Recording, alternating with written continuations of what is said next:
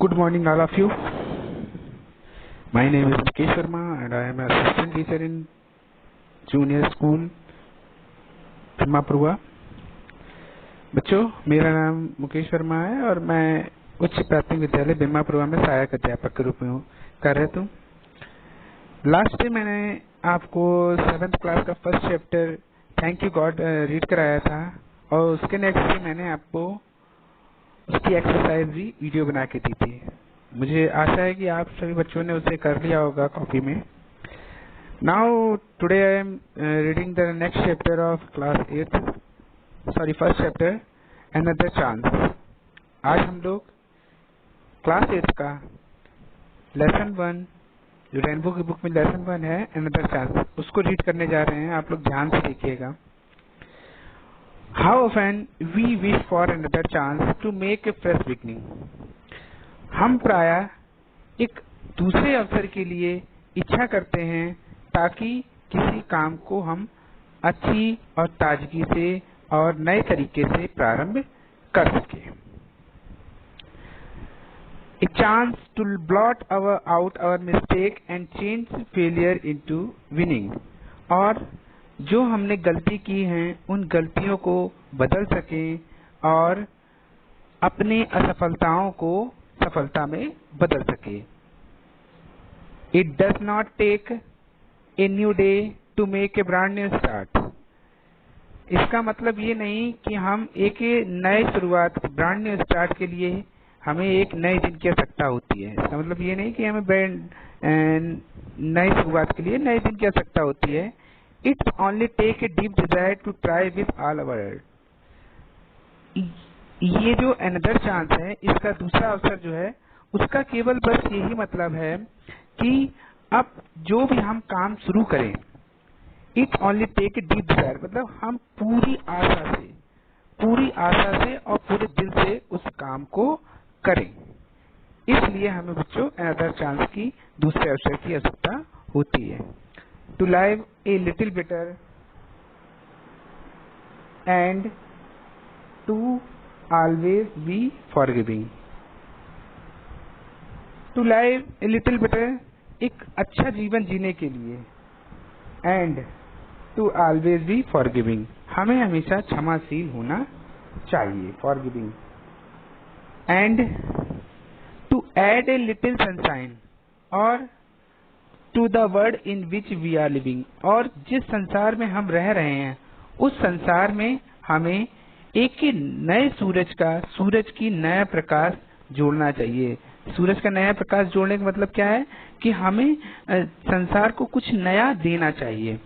So never give up in despair, तो कभी भी निराशा में त्याग किसी चीज को, किसी काम को छोड़ नहीं देना चाहिए। एंड थिंक, और सोचना चाहिए यू आर थॉ, तुम सही हो, तुम कर सकते हो, और ये ऐसा सोचना चाहिए।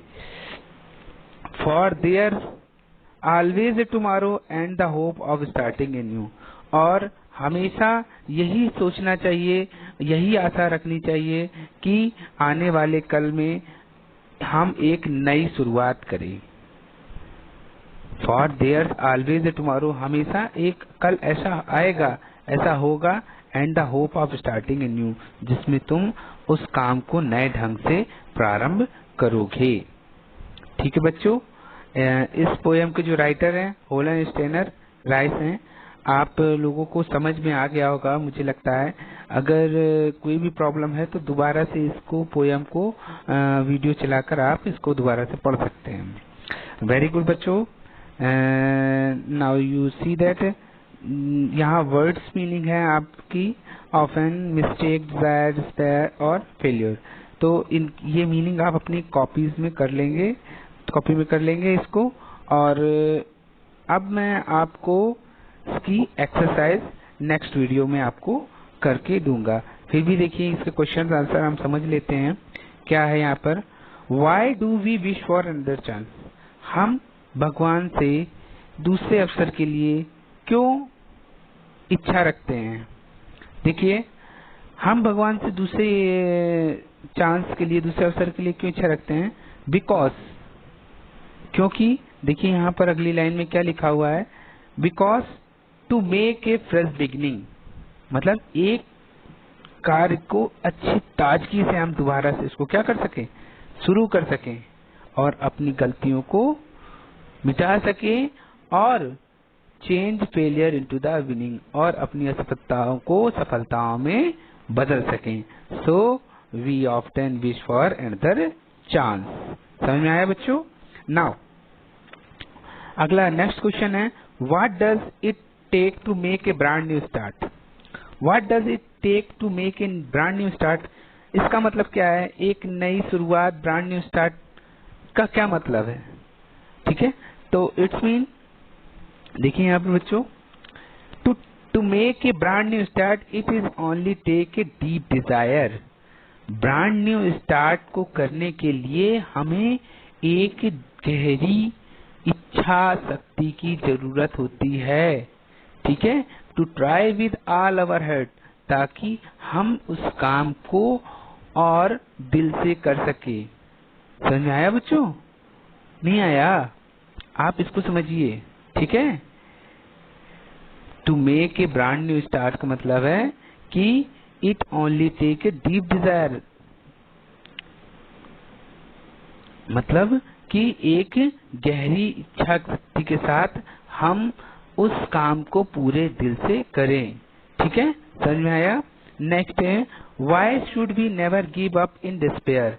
हमें निराशा होने पर त्यागना क्यों नहीं चाहिए? कोई काम हमें, जब हम दुखी हो जाते हैं तो हम उस काम को करना छोड़ देते हैं, तो हमें ऐसा नहीं करना है।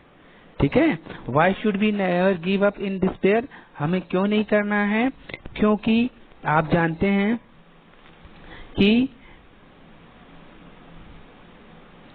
So never give up in despair and think you are, तो क्योंकि आपको मालूम है कि आप सही हैं।